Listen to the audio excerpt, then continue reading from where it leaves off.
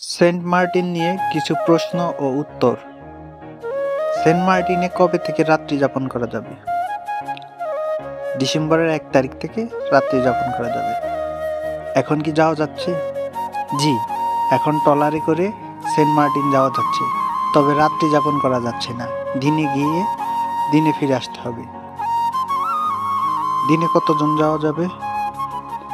গড়ে দিনে 2000 পর্যটক যেতে পারবে।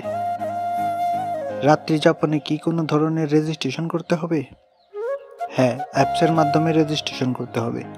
তবে কোন অ্যাপসের মাধ্যমে, রেজিস্ট্রেশন ফি কত, কিভাবে করতে হবে, এই ব্যাপারে কোনো নির্দেশনা আসেনি। আসলে সবাইকে জানিয়ে দেয়া হবে। রেজিস্ট্রেশন করতে না পারলে বা কোনো জটিলতা দেখা দিলে কি করব? আমাদের সকল রিসোর্ট বা প্যাকেজের গেস্টের জন্য আমরাই রেজিস্ট্রেশন করে দেব, বিনা সার্ভিস চার্জে। তবে কোনো রেজিস্ট্রেশন ফি লাগলে সেটা আপনাকেই দিতে হবে।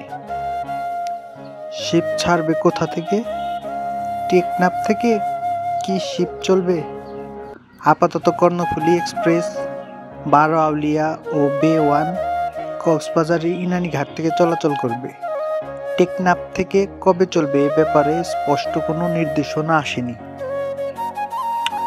শিপ টিকিট কিভাবে বুকিং করব? আমরা সেন্ট মার্টিনের সকল শিপের অথেন্টিক এজেন্ট। আমাদের রায়েরবাগ অফিস থেকে সরাসরি টিকিটের হার্ড কপি কালেক্ট করতে পারবেন। অফিস থেকে কালেক্ট করতে না পারলেও দেশের যে কোনো জায়গায় আমরা টিকিট কুরিয়ার করে দিতে পারবো। সেন্ট মার্টিন নিয়ে আরও কনফিউশন থাকলে আমাদের কমেন্টে জানাতে পারেন।